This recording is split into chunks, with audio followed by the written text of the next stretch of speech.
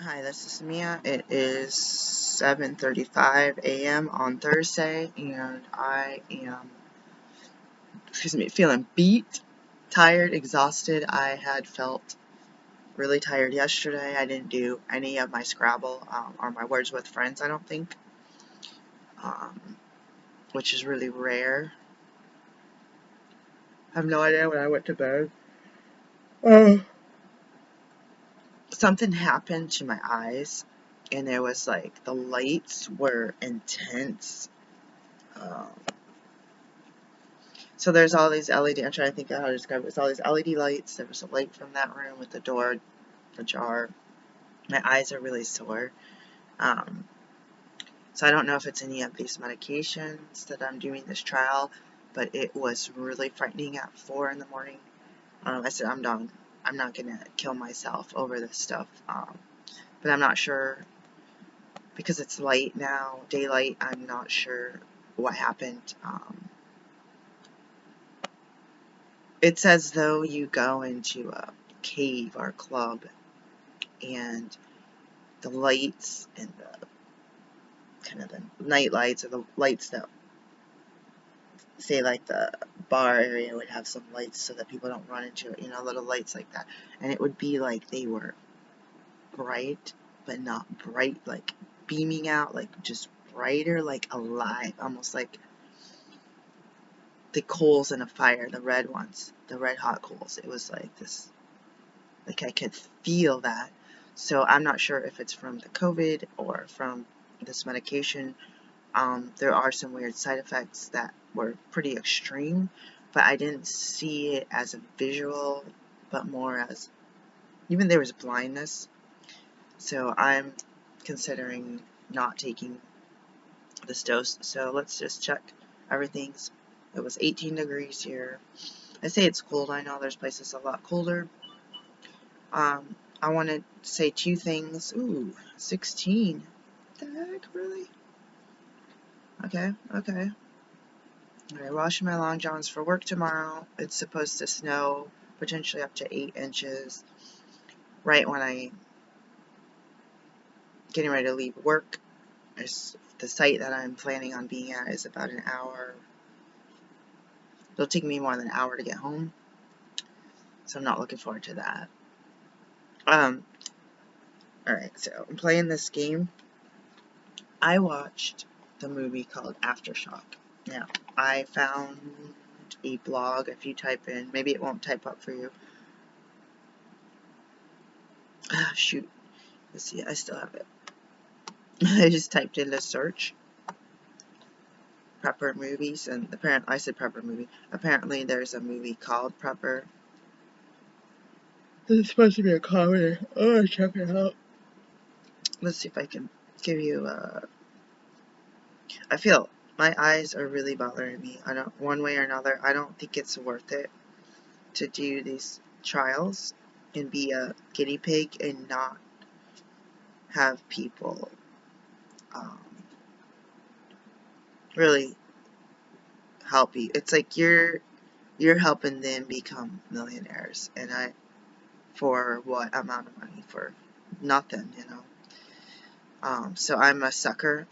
Um, I got into desperation. I did that with my dad. He's like, don't keep doing these trials. You don't know what's really going on, and if you need money, then I'll give you money. So I did the last one I did before this past week was at Portland State University. It was the fertility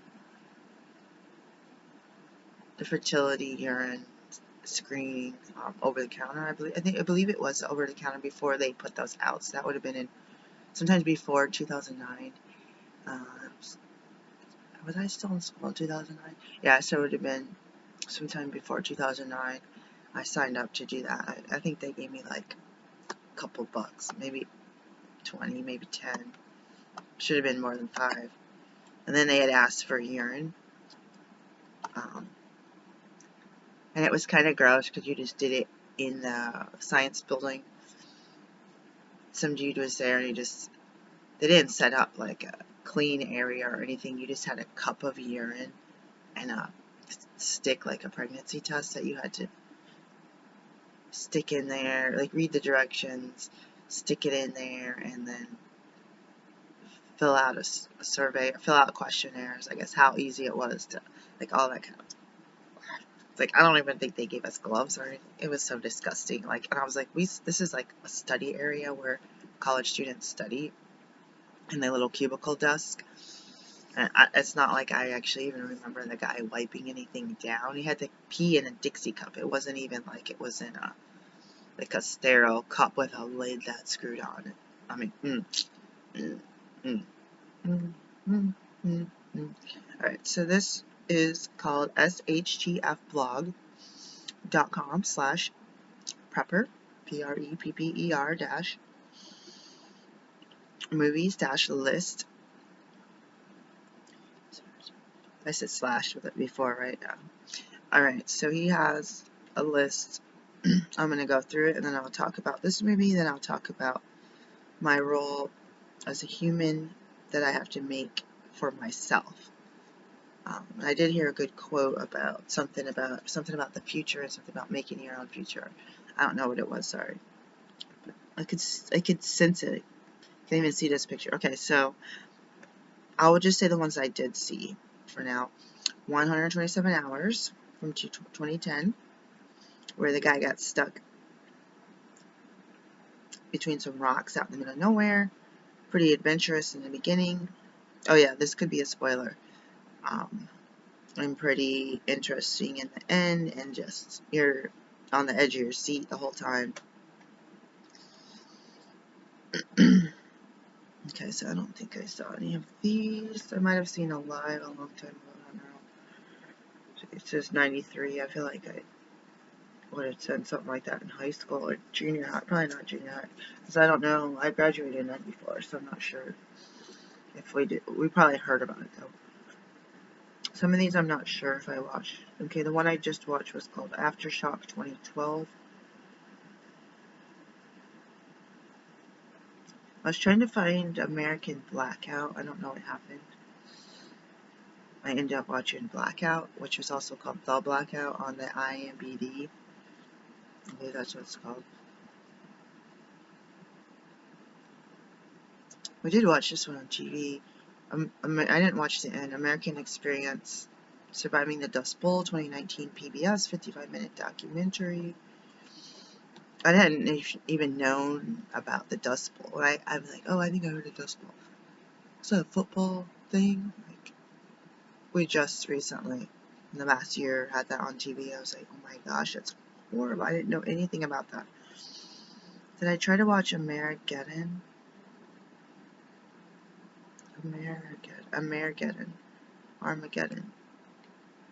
I'm not sure I watched that one. Blindness. I'm pretty sure I watched that one. 2 hours and 1 minute from 2008. I'll read what he says. Again, this is SHTF blog. The city is ravaged by an epidemic of instant blindness. So basically, I'll just pull out the keywords: quarantine, abandoned mental hospital, criminals, hoarding, rations, horrific acts, and woman. This is another one, Britain Blackout, so I was trying to figure out how to watch that one also. Some of these you had to pay for if you don't have Netflix, or pay for Amazon, so I didn't pay, and that's what, okay, go back to the other one. I don't think I watched Bushwick. Okay, let's keep going. I didn't watch Chernobyl Diaries. Okay, Contagion 2011. I wanted to say 2012. Our microbiology and public health teacher told us to watch that movie, and we watched a different 1 or 2 movies in class that was similar to like hemorrhagic fever or Ebola type. I didn't know if it was a documentary or the other one was a documentary or a fiction or both. Whatever it was, they were trying to help, the Westerners trying to help these Africans. This is the other movie.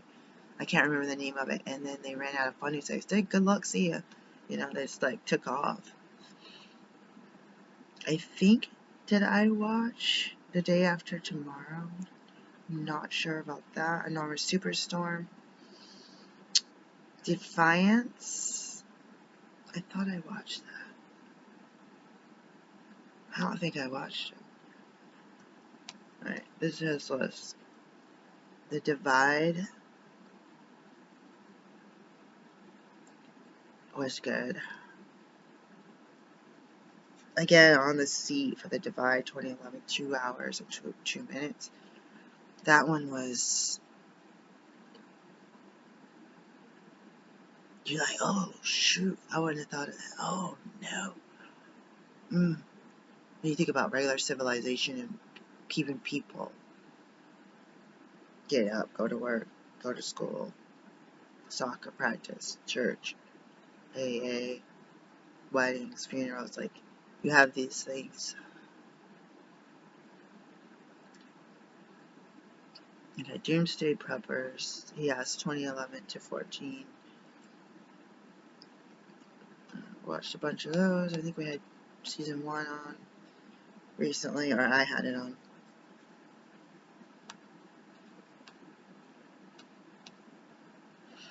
I didn't know Emperor of the Sun was a prepper movie. I believe I saw that, but I always think it was something else. And look at his list. The Gray, that one was weird. I think I ended up trying to watch. Was that the one I watched? I'm not sure I watched The Gray. It's the one that I watched that had people out in the woods doing, I don't know if were they trapping animals or for their skins, for their furs, and some kind of monsters came. I don't remember what that one is. I tried to watch that one recently. I realized I watched it before.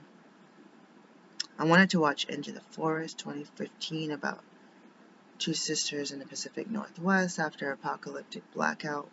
I don't think I watched it.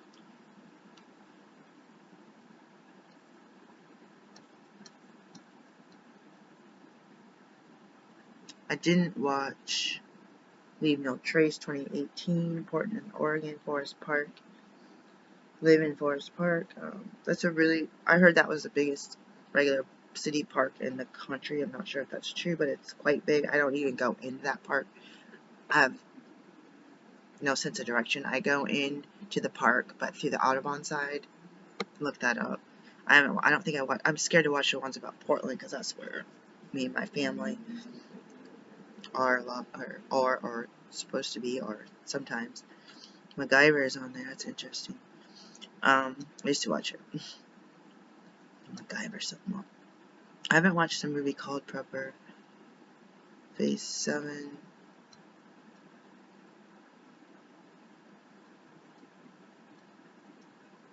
Red Dawn. I don't know.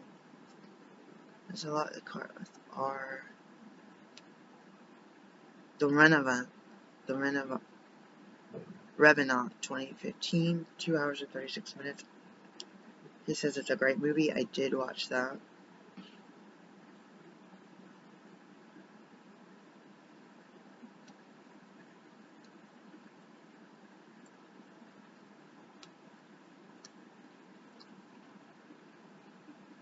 This one looks scary. I didn't want to watch it. Right at Your Door. Nuke. Dirty Bomb, I guess he calls it. I'm just scrolling through now because it's getting to be too much. Swiss Family Robinson. I know about it. Did I read the book? I don't remember.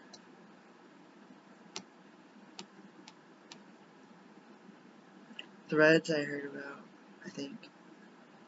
I don't think I watched it. Tremors, I'm sure. It's just a classic comedy. The War Game. Did I watch that recently? What was that one I watched that I was like, I really liked? I was like really intelligent and I didn't realize. The Way Back. I don't think I watched that one. Most of them I didn't watch. Let's go back to the one that I just watched. Again, this is someone else's blog, SHTF blog for Prepper Movie List. can't remember what it was called now. It was called Aftershock. Okay, so I thought that this description that this person wrote changed a little bit, because I did believe that I saw gory and bloody. I wasn't sure what to expect as far as someone escaping an earthquake. So I don't want to go into detail because I don't want to give it away. But there was some moments where I was like, this is kind of cheesy, but at the same time, that happened like just for a split second, and it was really like, oh my gosh, what would I do in that situation? Why is there nowhere to run? Why is there nowhere to hide? Why can't they do this, this, and this? So, excuse me, it was one roadblock after another, and let's see what I always wonder in any movie why they want to have women with hardly any clothes on, and really skinny women, and different size guys, but the guys are always dressed from t-shirt or long sleeve button-up shirt to pants, occasional shorts. Like, why do women have to be thin and skimpily dressed with super long hair, and men can be whatever and still be cool? Like, it's just like all or nothing for women, so that's disappointing. They did show some dancing with a couple men shots, but it's like 50% of the world is women, 50% of the world is men. Why don't you showcase some women, something pleasing for women to look at, instead of just made it feel like small, like that I mean, I know why, because you make us feel like we have to look like that. If we don't, we're chicken livers, and if we don't, we have to go pay to get hair and eyelashes and skin and nails and clothes and liposuction and all that, and gym memberships and all that stuff. Not that you can't just get that on your own because you want to look a certain way or look professional a certain way. So that was the first many minutes of the movie. My mind was just like, oh, I used to be young. Oh, I used to be skinny. Oh, I used to be never. Oh, I never looked like that. And there was a lot of kind of man pleasing in that movie as far as visual. My mind towards the end, towards the middle, and or after the middle, when stuff was getting bloody, I was like, man, I showed you guys that first aid kit I had. I was like, why isn't a woman carrying a purse with this stuff in it? Like, okay, so you're young and you're going out and having a good time. You're lucky if you even have a purse this big, just enough to have your ID and a couple bucks. Like, is someone really going to carry a bug out bag, a duffel bag, backpack? Like, I couldn't even get into dance thing with that. I had to go check my backpack at a hotel in Las Vegas. Like, that bag's too big. Too big, good grief. Speaking of that, towards the end, I was also thinking about club clothes and cute clothes for overweight and obese women like myself. Like, besides my messy hair, just grows up, not down. Yeah, that was pretty depressing. Um,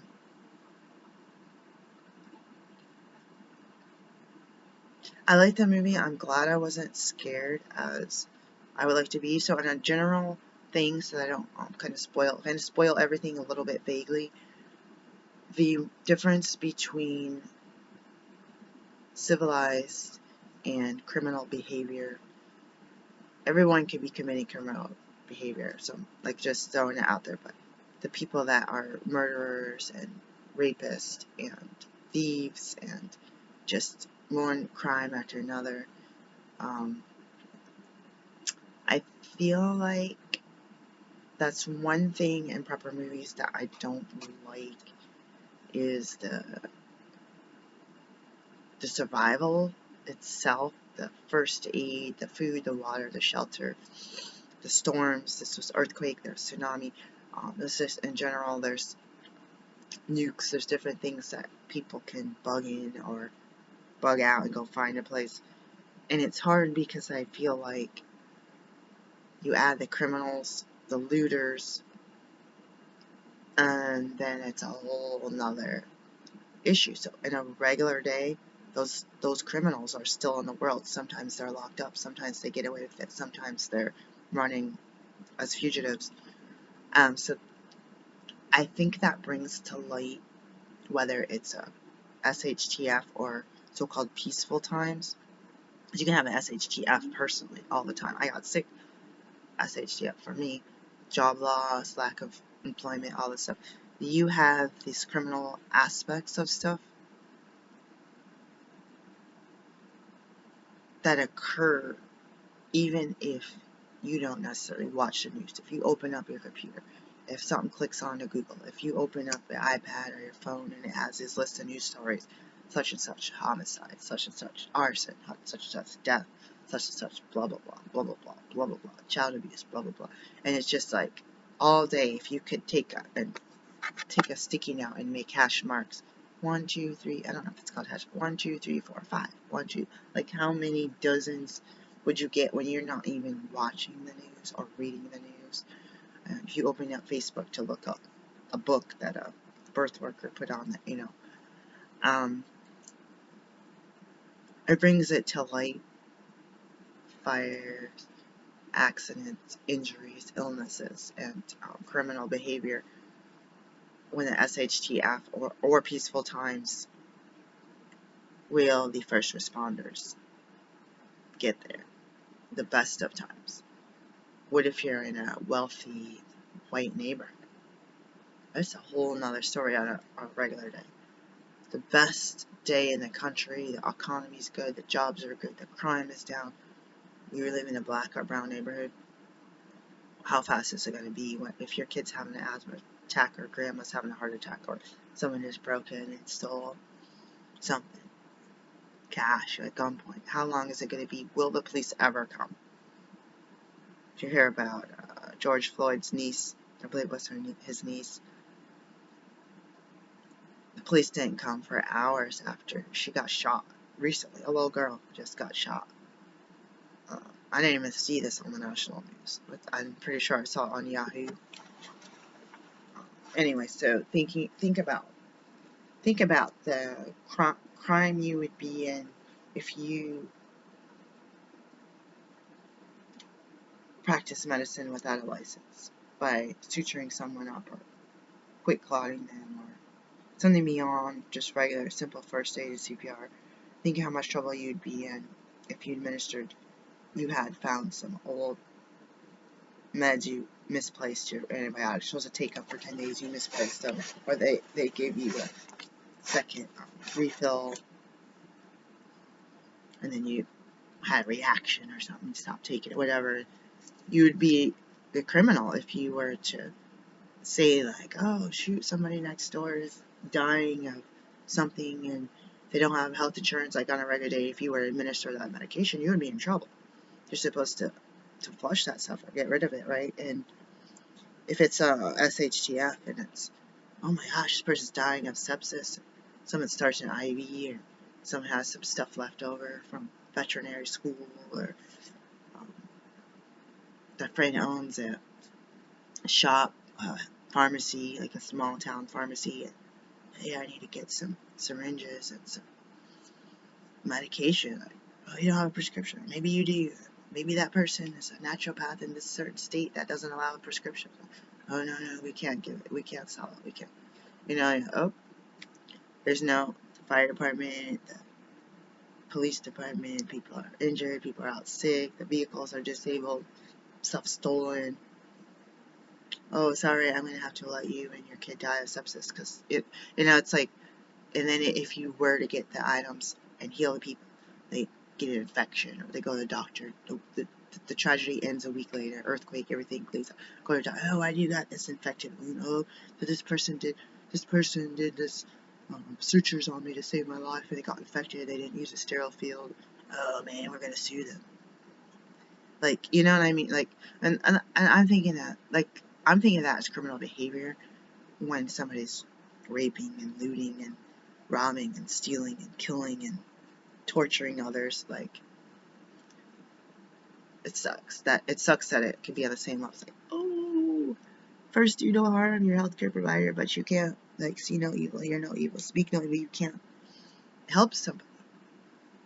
Like I keep saying, I had over 200 tests set up to do COVID testing at somebody's house for home visits or outside in their front porch and their backyard, so the nosy neighbors weren't looking. And nobody hired me, and my test kits all expired. Isn't that depressing? In my opinion, it is. Let me pause this for a minute. Alright, so I was thinking of,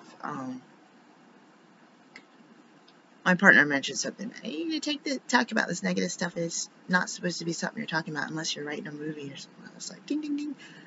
Agriculture and Natural Resource Communications is my undergraduate degree, like the degree part of it, the bulk of it. And that was one category, one subject of study. I believe I steered toward the Natural Resource Communications, but we were in the College of Ag, so we had agriculture extension education courses that were required.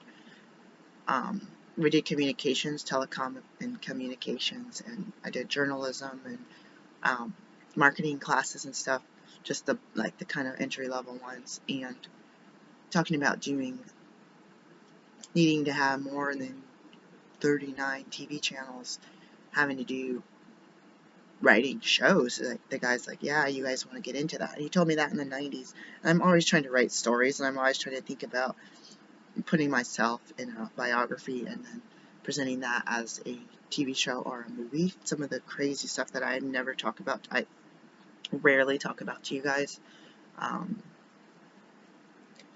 So I was like, oh, maybe it is good. Like, why do I talk about preparing for if you got stuck on the side of the road and nobody helped you, that you had emergency blankets, some matches in the car, some snacks, some little packs of honey, an extra regular flannel blanket or fleece blanket, a pair of extra socks, a pair of extra boots or something for winter weather, for wet weather, or just to change if you're wearing flip-flops. You happen to go out wearing sandals or something, and even in the summer, trying to walk through woods with bugs and junk, you want to have something else to put on your feet. So why talking about that is causing negativity in the energy of the earth. I feel like that's is that a naivety? I've been naive too much in my life when my gut and my instinct told me, listen to your gut, listen, and I didn't listen, or I let someone else tell me that I was taking stuff too far. I end up in situations with flash flooding, winter storms, flooding, all that stuff, ice storms, being stranded on the road, having the blankets, having the food and water for the kids, having had to use the bathroom. Like, I'm OCD about having to stop somewhere and use the bathroom. Why let somebody else talk you out of survival? Because you thought, what if bandits come into the city and start banging down doors and breaking windows and coming in and hurting people after watching your patterns? Who's along when's the house empty, when do they usually come home, who's on the lookout to see that one road, that place you always park, that place you leave from your work. People see it whether they're criminals or not. I think of all the crimes that have been committed against me, I never once said, oh, I should think about being raped or robbed or mugged or, carjacked. Like, every time I had a crime or a weather event, I never said, oh, I should prepare for that, this might happen. But insurance in your car, wearing your seatbelt, you hope it never happens. You think about it, oh my God, it did happen, it has happened in the past, it has happened to someone else, it may happen, it may have never happened. And then you set yourself up, you get excited, you get scared, you prep, and you hope it never happens, but usually something else happens. Aren't you glad bought such and such? Aren't you glad I bought those medications? Aren't you glad I got those band-aids? Aren't you glad I got this Neosporin? Oh, fake Neosporin, the generic. How could you buy that stuff in 2020? And if you could, you look 2 per customer, right? Just telling you guys, like, you hope that if you want rain, go wash your car. Maybe, oh, it's just a pour down rain. That was in the forecast. But sometimes, just that insurance, the stuff that they force you to have, the government and the FEMA and the Red Cross tells you, we lived in like housing communities, they come around and give you pamphlets and have classes that became mandatory through our management, where they give out little care kits with whistles, which is actually, that's a good idea. I never think of wanting whistles, pouched water, probably a little bit of first aid stuff. I don't remember what else. Earplugs should probably be in that kit. You might be hearing some crazy stuff, or not be able to sleep, or hear people screaming that you can't help, or thugs or whatever. But the government's not forcing you to have 72 hours worth of food. The government is not forcing you to have 3 weeks of food. The government is not forcing you to have a year to 3 years plus of food and self-sufficiency. Barrels, like thousands of gallons of water that you can clean and reuse your gray water and all this craziness. Like, when we had one of those first aid classes, Red Cross classes, the instructor says, yeah, we want you guys, it used to be like a 24-hour kit, now 72-hour kit. Like, we want you to have more than 72 hours. Let's say the big one hits Portland, Oregon. They say, hey, yeah, we're volunteers that are going to be deployed to go help you guys if you're trapped in your neighborhood or can't get out of your road, or there's a medical emergency, or there's other institutions that train people to go around and how to deal with the dead when there's no way to get to, like, the neighborhood sponsors or deployment teams. I don't remember what they're called, disaster teams. And this lady says, we need you to have more than 3 days worth of food, because it might take us more than 3 days to get our situation straight with our family, get our family under control before we go out and deploy to rescue yours. So they're not necessarily like firefighters or police department on the job, where they're like, the call comes in, you're going to get there. Even if they were, if the roads are blocked and overpasses are down and there's gas and, danger, there could be people with guns, robbing and mobbing people. Anyways, that's a different story. But you hear something that they teach a scripted class. Whenever you get a scripted class, listen to what the teachers say in between the lines, or during the break, or someone asks them a question about dogs. How do you prep for your dog? Oh, did you know that your veterinarian can prescribe A, B, and C medications for an emergency kit? And they'll usually do it once a year because they know the medication's expired. Like, I'm just using that as I'm just throwing that out there. But it's like the stuff between the lines, like, oh shoot, I didn't think of that. Or what about dog cones and dog splints people are talking about if you have a pet? What if you have a rabbit that needs a cone on its neck? Like, can you make something? Pantyhose with a wire and some stuffing in it, like, to keep it from making something worse? Anyways, that's a different story. I was thinking of House MD and reading this story, one of these clickbait Facebook ads about what people who work with death secrets, or something that you wouldn't have thought of, or something, whatever they title that clickbait stuff. And it was talking about somebody being on a TV program production as one of the consultants. And I was like, I should do that. I read one of the book about House MD. Was it real? And what is the medical team? And I was like, oh, I should do that as an integrated naturopathic doctor. Or, like, whether I collab on a YouTube or a group of people or a local team, or I do something for TV or a book. I think it was Lori Wick. Was it her European series? Why do I feel... I thought it was Lori, but anyway, some authors, they will, let's say I'm writing a story about something easy, not easy, but Washington, D.C. There's a lot of data on it. And I wanted to know a certain year about the black workers or something during slavery who built the Capitol. I could fly to D.C., stay in a hotel for a month, a couple weeks, have some consultants, get some books and manuscripts, go to some old historical societies and get the papers that aren't necessarily put online, or microfiche, you know what I'm saying, like photographs, and learn about that. Maybe if it's a fiction, historical fiction, maybe talk to some families who are descendants of some of the folks that were alive on different aspects, like the black slaves versus the whites versus the politicians versus the poor black or poor whites, freed slaves. All they get a perspective. See if you get a story, interview with some of these people, just in general, what life was like. If you're writing a story about somebody building up, I should write the story, right? What was life like? Were they hunting and fishing? What, do they live in a shack? Did they live in a what do you call it?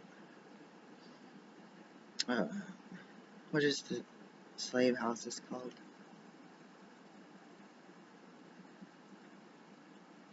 Plantation. I keep hearing sounds in it. That's the most thing that makes me nervous. Is other people not understanding me and treating me like trash, whether they do it on purpose or not, or hearing a lot of noises around me. I don't feel safe. So if I can't join them, beat them is the way that I say it, inside out, convoluted. If you can't beat them, join them, right? But I'm one of those people that wants to join up and collab with a lot of people and teach people and build community, build strength and health in community, like a chain made out of the strongest metals, strongest material, might not even be metal, and just link arms and share resources. And then I get into, oh, I try to share resources and the lady slept with my husband. And, oh, I try to do this and go out to public place with my boyfriend, and all these women start hitting on him in front of me, trying to invite him over to their bedroom during our faith-based service. And he still doesn't see it. That lady. I can be naive, but when you have an old blonde lady batting her eyelashes,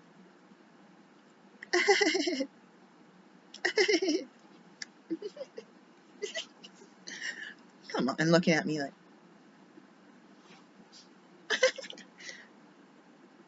and I'm like, boyfriend, I would be like, nice talking to you, we got to go. Or I try to get into a conversation. Oh no, maybe she knows him from somewhere. Oh, she didn't know crap. She's a predator. So be careful about that on a normal day. Hold on. So I put that out in the universe. I rather do creative stuff with my life. I hate to say self-employed, fully supporting myself. However, at this point, my employment has been declining since before age 16. When I got my first regular job, I don't think I got a 1099 from that, but they do that back in the 80s and the 90s. My first job was doing babysitting and then some yard work stuff, and then it just declined. It was like being a young college student, crappy job, a little bit of pay, doing this house cleaning. Was it $10 an hour, which is probably pretty good in the 90s. Cleaning up after the owner she had a bunch of cats, so a lot of people, nobody wanted to clean up her cat's hair that was all over the place, and then the big old house with the bedrooms. I have these stones that I did do a blog post on, and it's under the account Mia Orange, but it's written as Tower Health. I don't know if it's Tower Health or Tower, it's just Tower of Health without the LLC. So I did do a blog story about the stones. Oh, I forgot about these ones. I don't even know what these ones are. So I'm going to make another bracelet, and we have to go out of town to do a medical visit, and we have to just get ready for work tomorrow, and I'm at a crossroads, so I threw that thing out in the universe. I've thought about doing consult before. People don't necessarily take me seriously, and what happens is they get as much information from me as they can from healthcare and knowledge about diseases and contraindications about different things, and then they take it and they will go turn around and tell somebody the same thing. Oh, did you know that you could use such and such for such and such problem, but you have to be careful with such. It's like, oh, you're great, let me hire you, you're my new best friend. And I was like, you stole that from me. And to keep up their front, they're just going to get on Google and make crap up and potentially injure somebody. So there is a storm supposed to be rolling through, which looks like even more snow than I had first expected. So this winter watch, I'm trying to see if it's specific to me. 49 inches with winds, 40-mile-per-hour winds. Okay, so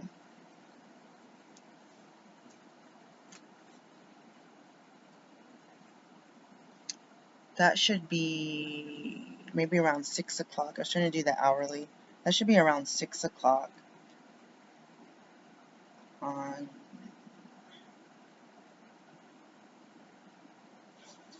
Friday going into Saturday last time I checked. But let's double check again. So that is Friday the 28th, January, 4 p.m. So if I do go out to my job, I won't be getting there until a couple hours before that. Then there'll be a little bit of snow, and I had to check that area depending where you are, because since that's a half an hour, since it's like over an hour away, it could be in the difference. So it looks like there'll be a little bit of snow until 9ish, and then it'll snow until the next day, and it doesn't take me to anything past 7 a.m. on Saturday. Then I'm supposed to go back out. I thought it was going to be till like 3 p.m. the next day. So I'm out sick now. I don't want to get sick. I told you it was, 16, 18 degrees out. I do work outdoors, and then I get in and out of the truck cleaning out trash, so I can't put my regular gloves and stuff on because I don't want them to get all nasty. I don't have any hardy outdoor gloves.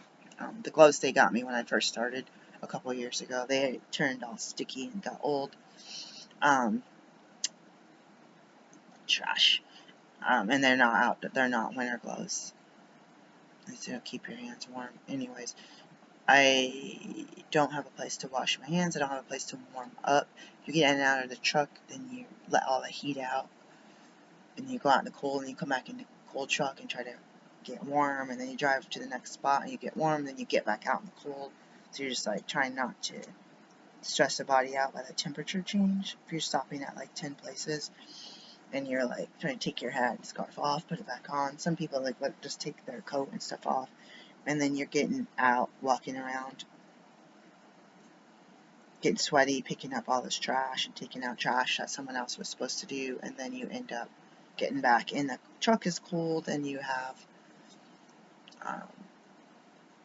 sweat, and you're like, oh, this is really uncomfortable. No wonder I'm getting sick. And you're exposed to a lot of germs, dealing with a bunch of trash, like handling trash, not just trash containers, but the actual trash itself. And the fluids splash around and aerosolize and spit and all kind of stuff. And then you're, even at the end of the night, you'd have to go through like a 10-minute process to get a whole bunch of stuff unlocked so you can go use the bathroom. But you're going to be in the dark still, so you got to use flashlights and stuff. You're all alone.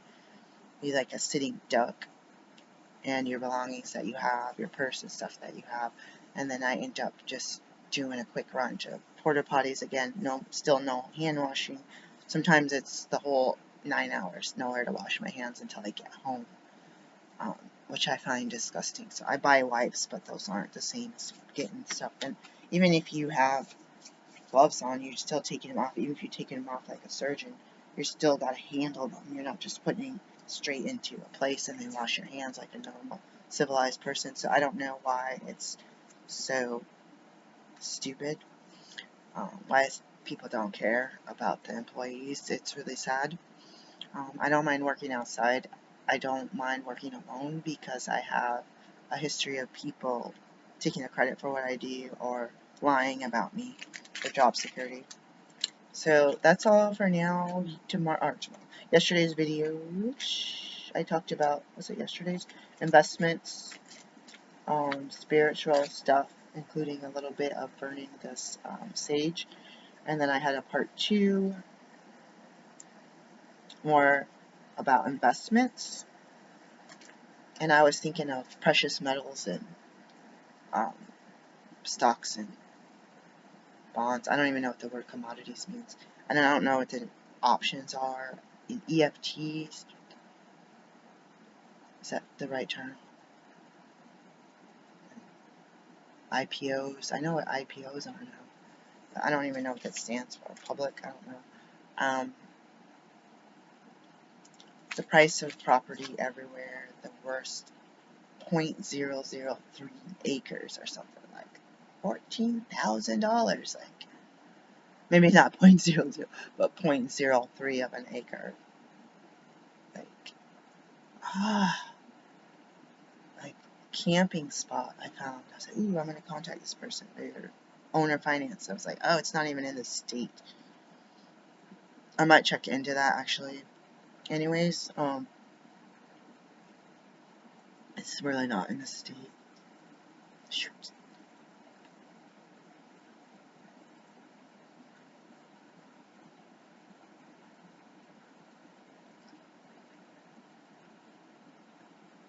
I need to figure something out, guys. It's like desperation times.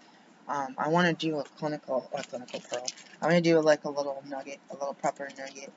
I should say clinical pearl. I think what I'm going to do is do some blogging and do some writing on my own that's not necessarily published and go back to, from my mind, homeopathy, botanical medicine, some of my favorites, or some of the ones that I think are important just because of my mind. And then, because I'm a doctor, I can write that and say that, it's because I'm a licensed and educated professional. But I do like to put references in, and I do like to double check my memory. That's how I used to write my papers. I didn't have time to just start researching. I was like, what's the paper about? Okay, neurology, you're talking about this and this and this. I would type the paper up, and we need 5 sources. So then I'd go and look up some of the stuff. Double check this. Oh yeah, that was right. Okay, here's the name of the book. Because every medical book should be the same. If you're talking about neurology, every botanical medicine book should be the same. Like, it should not have different chemical makeup. Pharmacology books should be the same. Like, the information should be standard until it's outdated, but it shouldn't be completely different.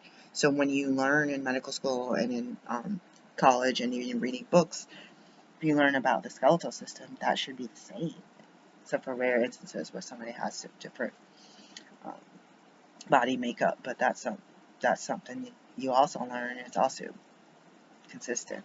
Peace, guys.